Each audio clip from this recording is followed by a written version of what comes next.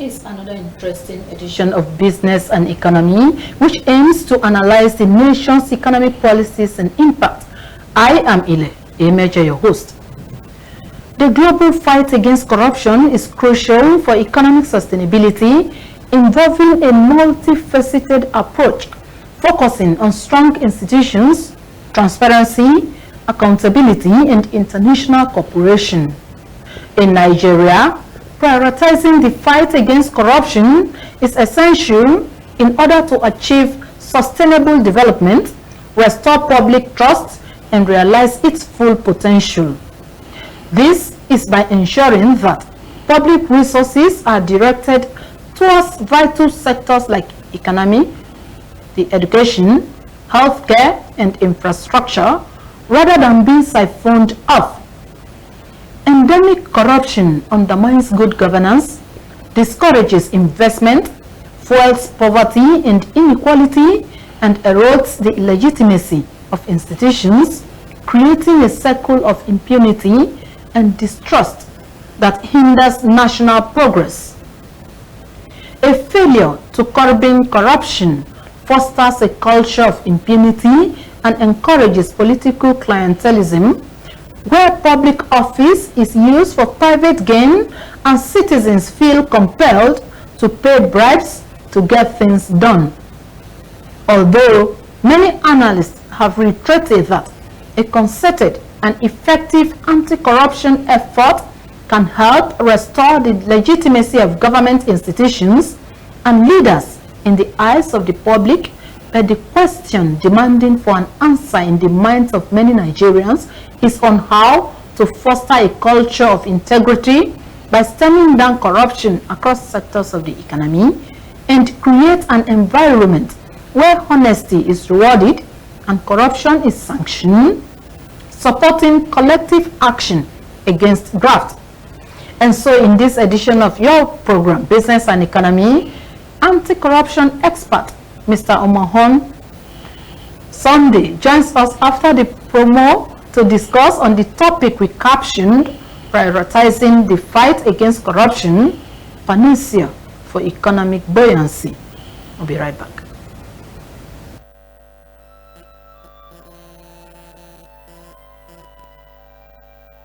We are a nation blessed with people of diverse cultures, religions, languages, and opinions.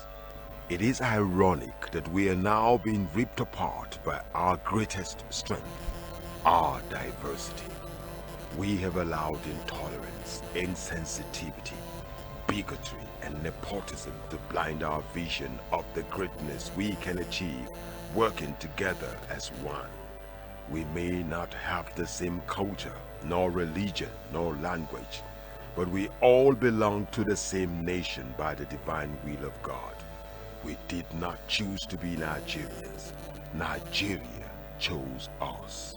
This nation is our divine heritage, and if we open our eyes, we would realize that what divides us pales in comparison to what unites us. And by the comparison and conciliation of our differences, we will grow until our differences disappear.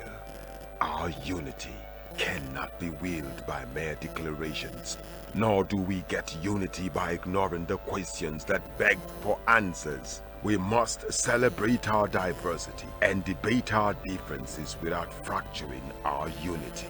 Our strength is not in our numbers, but in our unity, because even the weak become strong when united. Nigeria unite. This message is brought to you by Abuja Broadcasting Corporation, owners and operators of ASO Radio 93.5 FM Abuja, ASO Television DSTV Channel 392, Star Times Terrestrial Channel 127, Free TV Channel 507, People's TV Channel 285, and UHF Channel 38. So glad to have you join us in this interesting edition of your regular program. Our guest and anti-corruption expert, Mr. Umoh Sunday, is already here with me in our studio, and he'll be educating us on the impact of corruption and how to curb all the issues around it across the country.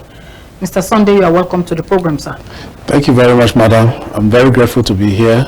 Good afternoon, our listeners and our viewers at home. All right.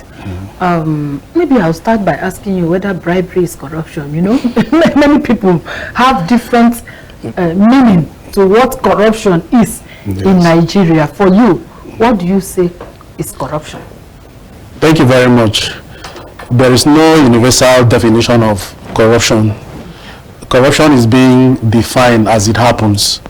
For example, an anti-corruption expert in South Africa, Robert Klitgaard, in 1982, looked at corruption as monopoly plus discretion minus accountability. Hey.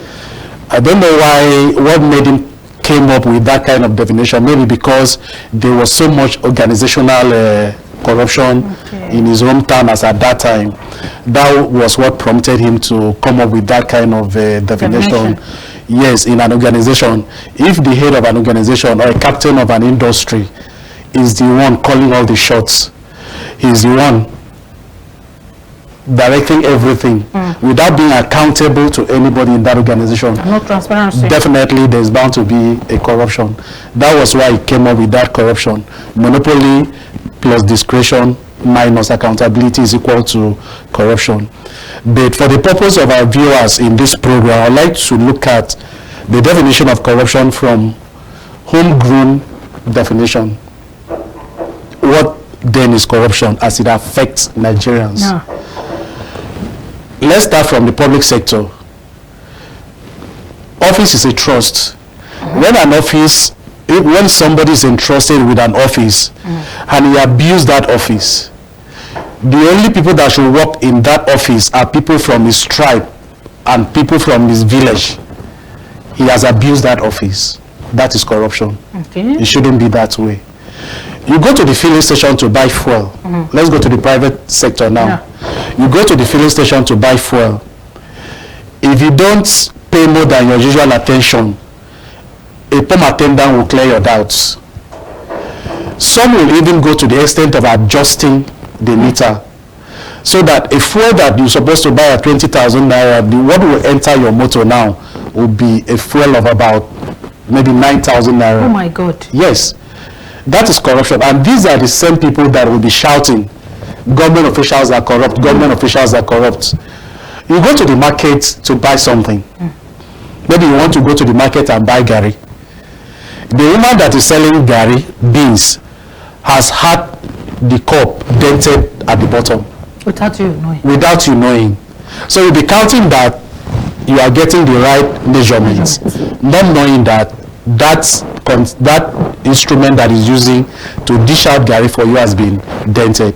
That is corruption. These are various ways that corruption is affecting us in Nigeria. When we talk about corruption, people seem to think that it is only those in government that are corrupt. Corruption is everywhere. It's everywhere. So it's an endemic, it is universal.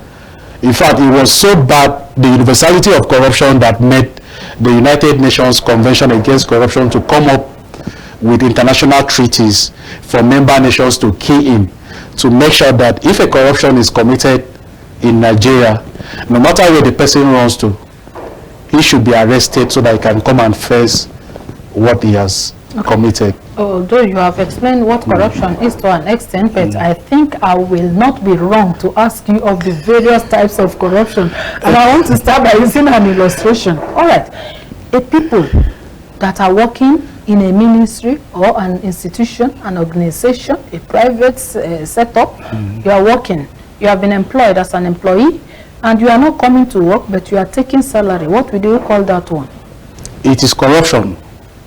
Where a contract is awarded, the person will take the contract paper, maybe collide with the officers concerned, and to approve that this contract was supplied where it was not supplied. What do we call that? It is corruption. This, like, let's take for example, maybe a pipe-borne water is to be provided in a town, or a cottage hospital, or a dispensary where women can go and deliver. That project is being sponsored, and government money is being released for that project. If the person that sponsored that project collected that money, then when you go to the site, you don't see that project. That is corruption. He has diverted that money. He has abused that privilege that was given to him. Sometimes the contract may even be executed shoddily. He will now look for inexperienced contractor to handle it. My God. They will come up with instrument that will make that pipe of water not to run for more than 6 months, and it will pack up. And when they quote the amount of money that was used in erecting that borehole, you'll be shocked. These are some of the corruptions that we are seeing on daily basis. Yes.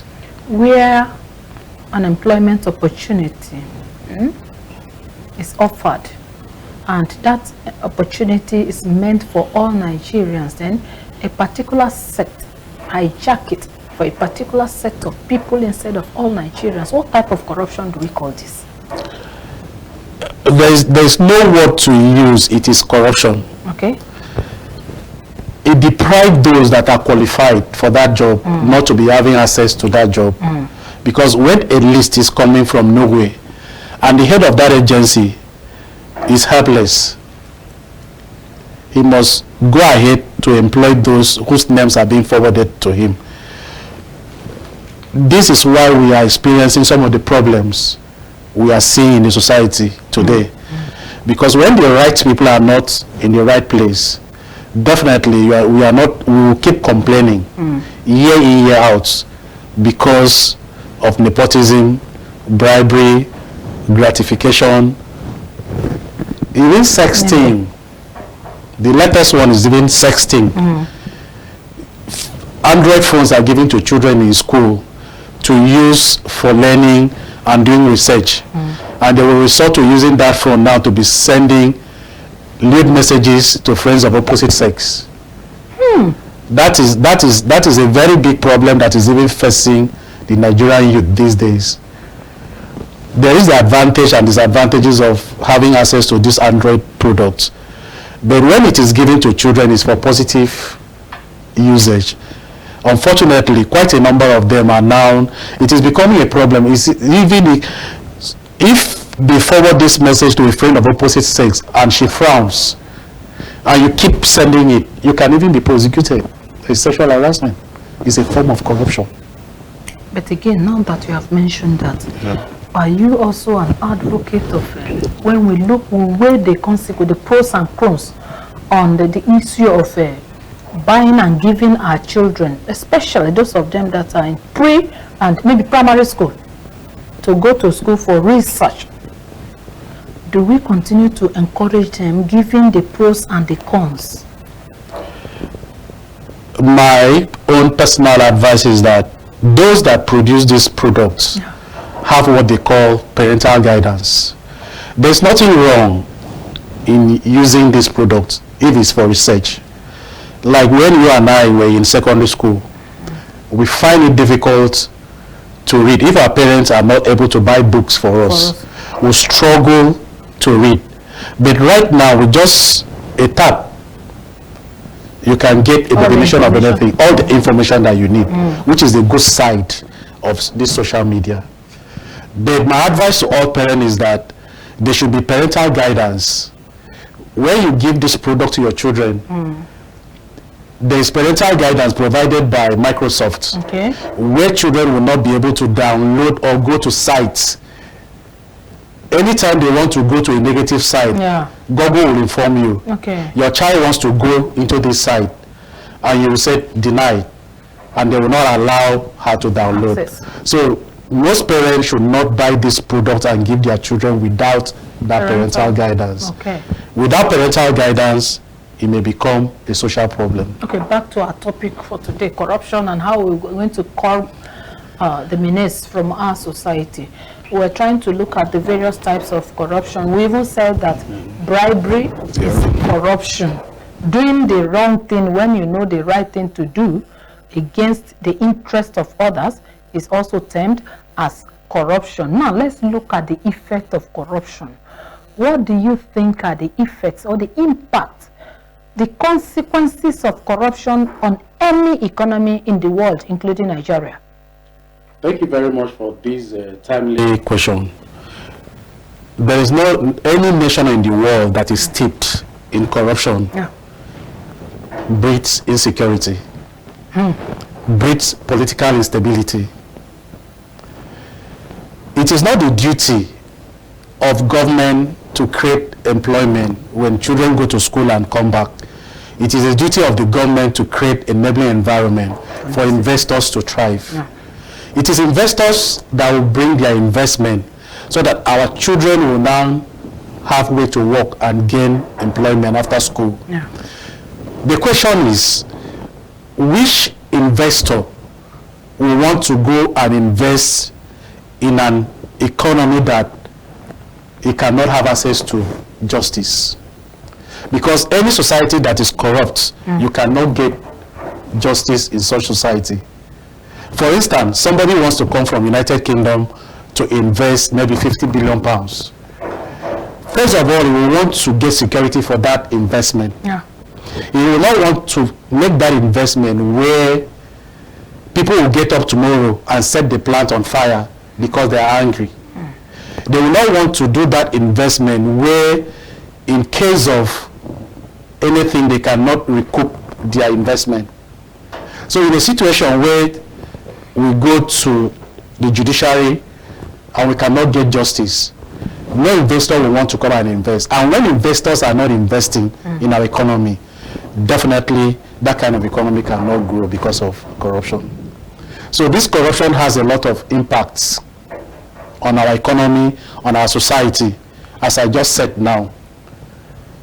What we are facing right now is a long years of corrupt activities in Nigeria. Thank God that this present government is trying its best to make sure that this corruption is reduced, at least by giving anti-corruption agencies freedom and independence to fight the menace. But again, the same anti-corruption agencies in Nigeria are being looked by some Nigerians as not being transparent, as if they are not performing very well. What can you say to this? Yes, thank you very much for that question. But before I will answer that question, I would like to look at the background that these agencies are operating. I'm privy to have a detailed knowledge of how they operate. All anti-corruption agencies all over the world are placed on first-line charge. At the beginning of the year, their budget is being released to them, so that they will now know how to use that money, because fighting corruption involves money. But in a situation where anti-corruption agencies are being funded through ceiling and envelope funding, not what they want is what government give them. So whatever little money that government releases to anti-corruption agencies, the head of those agencies are expected to manage that money and in the cause of fighting corruption. Let me give you one instance. There is what we call sting operation. Let's say maybe a contractor wants to go and collect the money after doing his contract. And somebody said, if you don't give me 50,000, or if you don't give me 200,000, I will not process your file. A kickback. That contractor will revert back to anti-corruption agency. There's supposed to be money readily available, where such monies will be marked and be given to the contractor to go and give the person. But in a situation where such a person go to any anti-corruption agency and that money is not there, how will they be able to effect the arrest? So I'm trying to look at these backgrounds. Anti-corruption agencies are operating under a very tight budget in Nigeria. I will come to your question. Anti-corruption agencies are also faced with what we call judicial delays. When anti-corruption agencies investigate matters, it is forwarded to the judiciary for prosecution. Once that matter leaves anti-corruption agency, they are helpless. They are at the mercy of the judiciary. If a judiciary wants to keep that matter for 20 years. The duty of anti-corruption agency is to go and testify and come back. Oh my God. So these are some of the challenges that anti-corruption agencies are facing. So an onlooker outside who doesn't know the workings inside might feel that anti-corruption agencies are not doing much. They are doing much. Okay. Anti-corruption agencies in Nigeria, they are doing so much according to my guest. All right. Following the consequences of corruption on many economies of the world, a lot of leaders globally intentionally fight against it, even with capital punishment, as in the case of China. We all know of that. Why is the case of Nigeria different? Well, I think we are fighting anti-corruption, capital punishment. There are some people that call for capital punishment, but I personally think that Nigeria is not corrupt to the extent of applying capital punishment. Oh. There was a time we used to think that Nigeria is corrupt, until when we look at statistics from Syria, Cote d'Ivoire, Somalia, Cameroon, and the rest. We now know that what is happening in Nigeria pales into insignificance. Insignificance? Yes. I would beg to disagree with you to an extent. Two, those that frame laws on capital punishment to a large extent are ready to serve the government without flouting the laws. Okay. Those charged with framing laws in Nigeria, are they ready to give Nigeria capital punishment?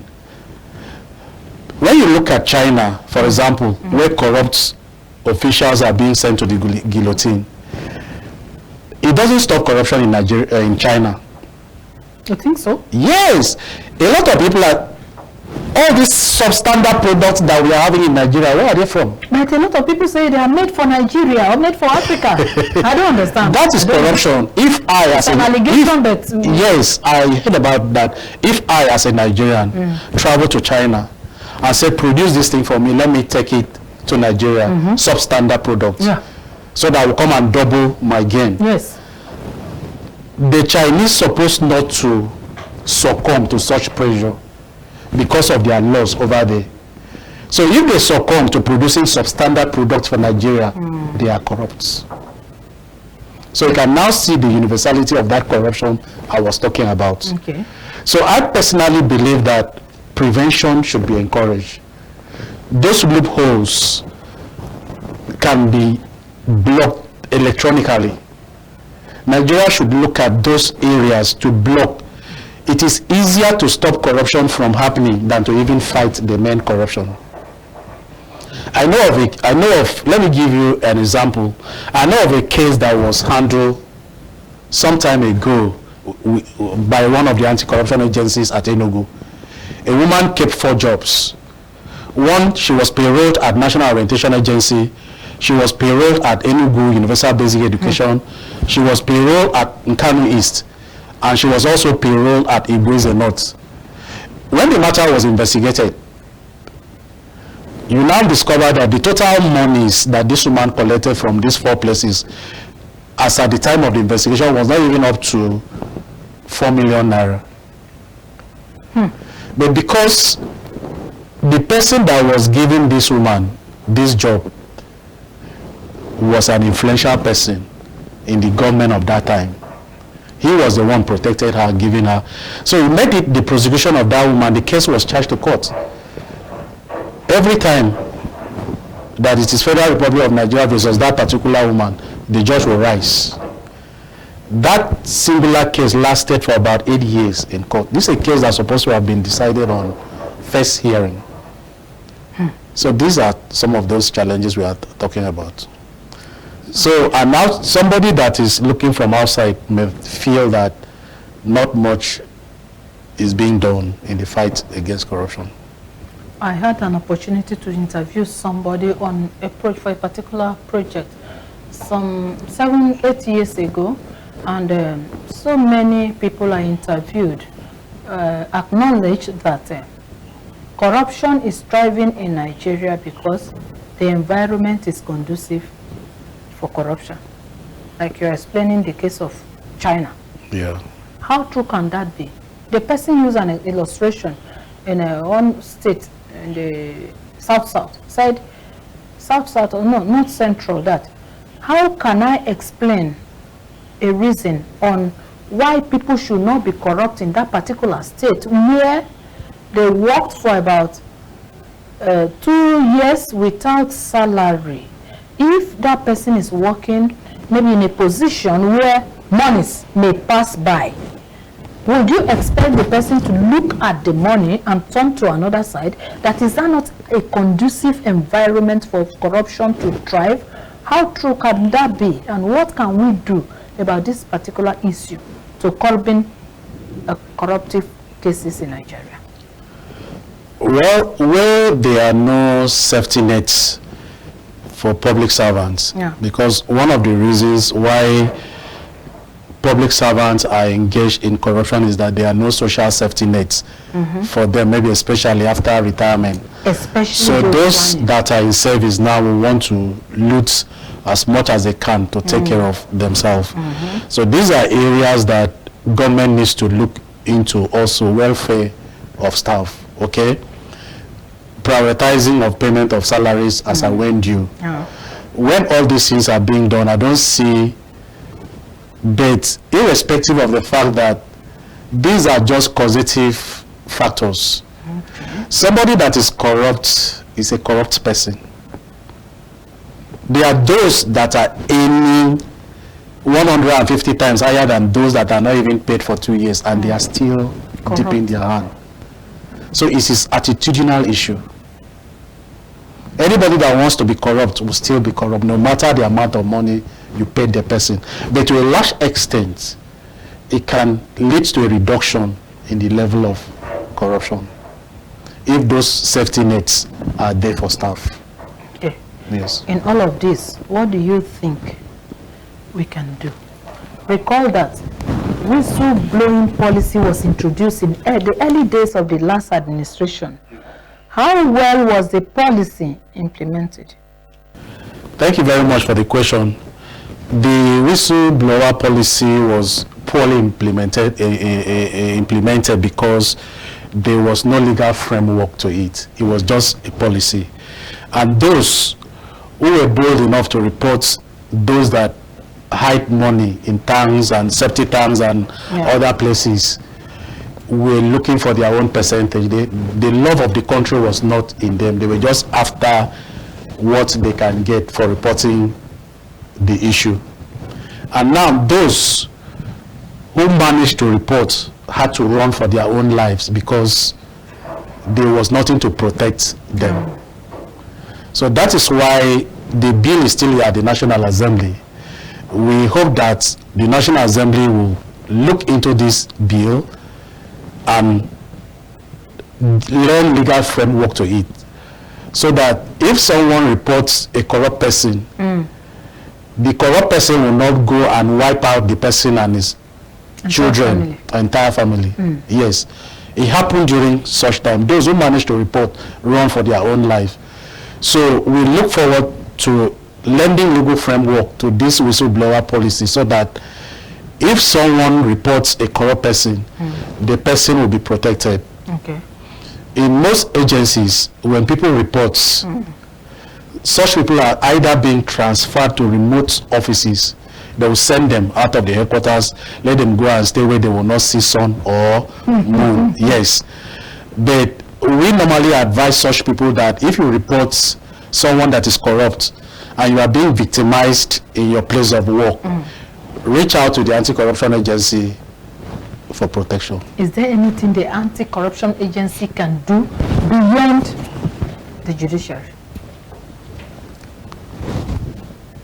In what, let me get the question. For example, if I am working with you in an office, and I discover that there is a corruptive behavior around you, and I will go ahead to report you, what is the assurance that the anti-corruption agencies will protect me after they have known fully well that once the anti-corruption agencies are done with their findings or their mandate, on this particular issue, the next thing is to go to the judiciary. And the judiciary, over the years, a lot of people, a lot of agencies, institutions have alleged that they are one of the hindrances to getting a real access to the fight. Thank you very much. It is not all corrupt cases in an organization that should be taken to courts. There are some that can be handled through administrative process. There are administrative rules in every agency. When somebody flouts rules and regulation of that agency, he may be met with stiffer punishment, like maybe demotion,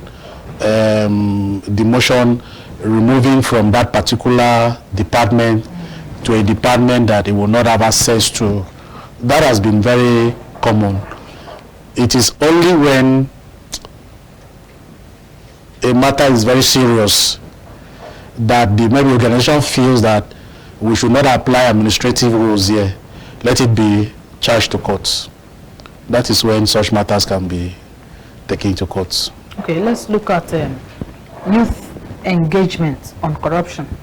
Can you bring us to the understanding of some of the strategies deployed to maximizing ethical values on Nigerian youths against corruption? Thank you very much. The Nigerian child is faced with value deficit right now in the country. It is so alarming that if something is not done about it, in the near future we are going to produce dislocated, socially dislocated children. It has already started. Where you see some children will go to school and come back, maybe because they are not able to secure an employment. One idiot somewhere, I'm sorry for using that word, one herbalist somewhere will go and tell the person to go and kill your mother, kill your father, so that you have money. Even with the level of education, some of them are succumbing to such advice. So how do we help Nigerian youths to make sure that this value deficit is being reduced? We expose them to different ethical norms that will help them to grow into mature women and men of honor tomorrow. Like one of the anti-corruption agencies, they have in place what we call integrity lectures. Okay. This is where they go to primary schools and secondary schools and sensitize the whole school on the dangers of corruption. Okay.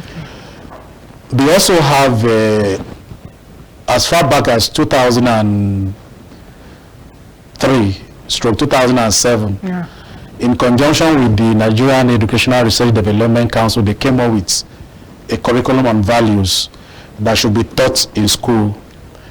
That has been ongoing since 2007. In fact, it was extended to colleges of education up till now, though it is at a review stage right now after a few years. Then integrity clubs are also open in schools to sustain those measures. So these integrity clubs mentored these children to help them to stay away from what social vices and what is bad. So quite a number of them right now, and it's a common platform nationwide where all the schools are being brought together. So on week in, week out, you see their activities. One school may call another school for anti-corruption quiz. The same thing with the ones in tertiary institutions. We have also student anti-corruption vanguards in tertiary institutions, while we have student anti-corruption clubs in secondary school. So you now see this transition from student anti-corruption club. When you leave secondary school and go to the university, you locate student anti-corruption vanguard. And even after your university, during your NYSC orientation, they will still come and sensitize you. So we try to guide them from basic 1 to 9 till university level to make sure that at all times they are being reminded to stay away from social vices. This is the only way to go about it. Okay. Time will not permit us to go on and on and on. In 1 second, what do you think the government can do to end all of this? 2 seconds.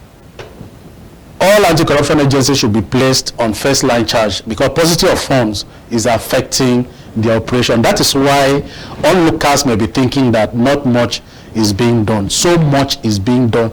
Just like the Nigerian police force. Take Nigerian police force off the street for 24 hours and see whether you and I will go out.